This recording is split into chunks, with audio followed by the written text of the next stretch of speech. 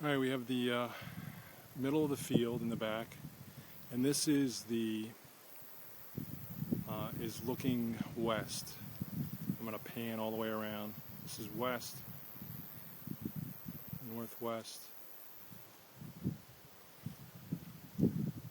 north, northeast, east, southeast,